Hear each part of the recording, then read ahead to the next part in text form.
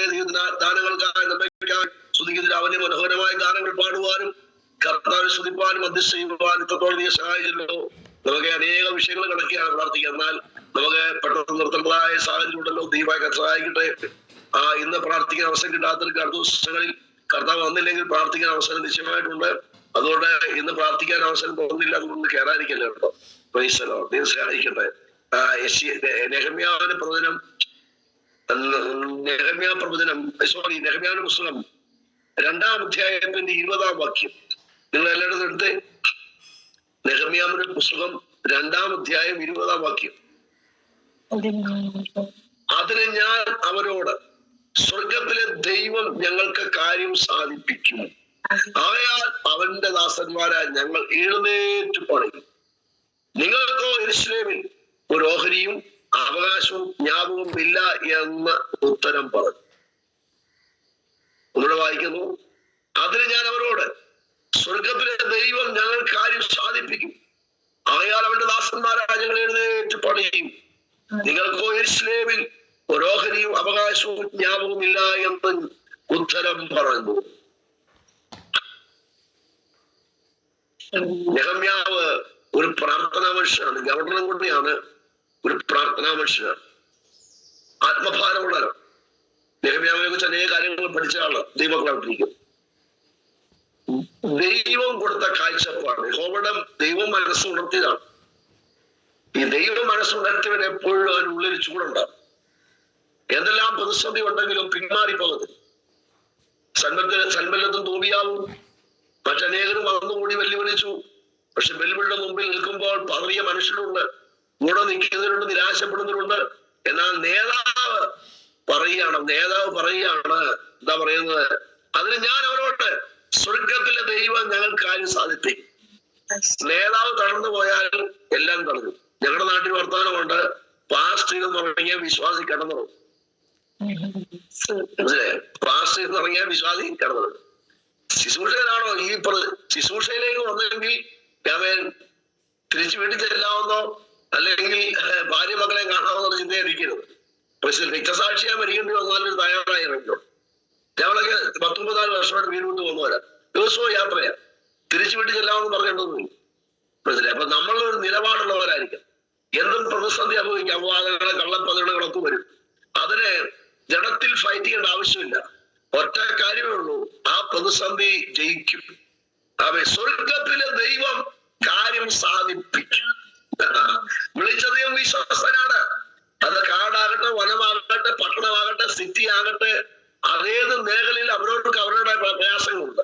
പണ്ട് നിങ്ങൾ സൗകര്യം പറഞ്ഞതുപോലെ ഉറുപ്പിന് അരിഭാരം, ആനയ്ക്ക് തടിഭാരം.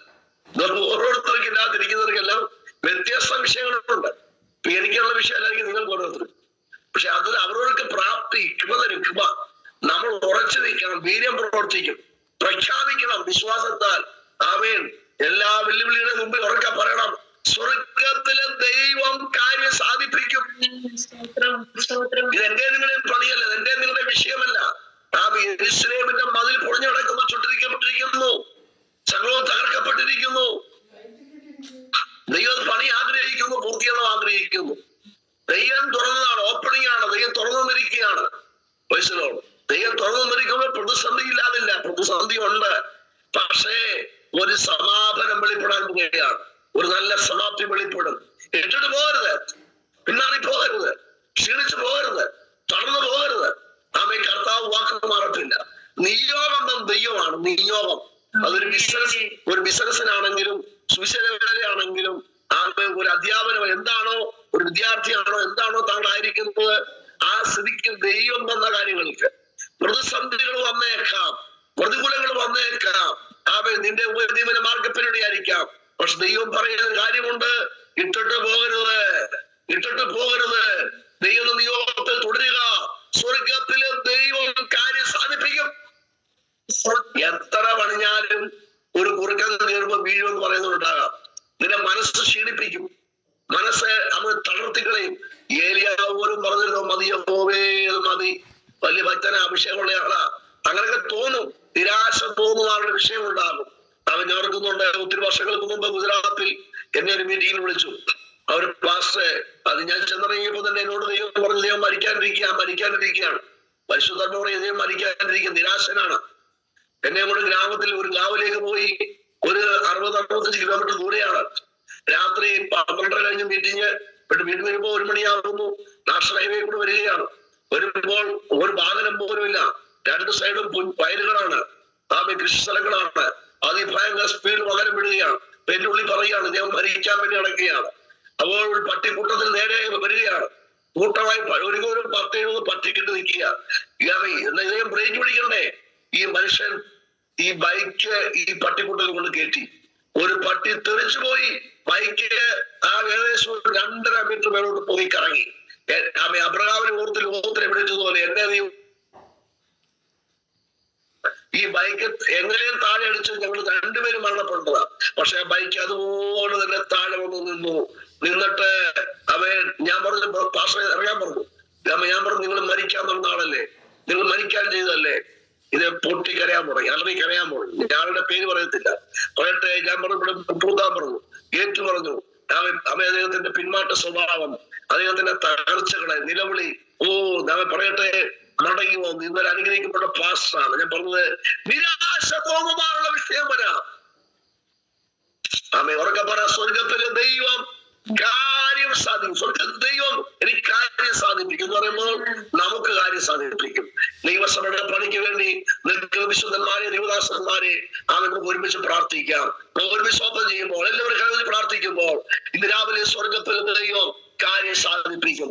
പാസ്റ്റർ സാബു തോമസ് പ്രാർത്ഥിക്കുകയും പാസ്റ്റർ ജോൺ മാർത്തിച്ചാൻ ആശ്വാസം പറയുകയും ചെയ്യും. എല്ലാവരും ശക്തിയോടെ കരമടിച്ച് ആട്ടോട് ശോഭ ചെയ്താണ് വാലയെ തുറന്ന് സ്വർഗത്തിലെ ദൈവം കാര്യം സാധിപ്പിക്കാൻ പോവുകയാണ്. ഈ ഡിസംബറിനുള്ളിൽ ഈ ദിവസങ്ങൾക്കുള്ളിൽ നവംബർ തീരുന്നതിനുള്ളിൽ വിശ്വസിക്ക് നവംബർ ഡിസംബർ മാസങ്ങൾക്കുള്ളിൽ ചില വിഷയങ്ങൾക്ക് വിടുതൽ സംഭവിക്കേണ്ട.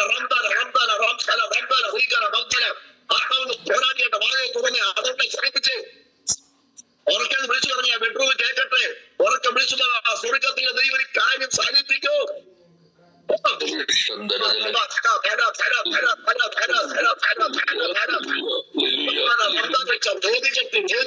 വേദികെട്ട്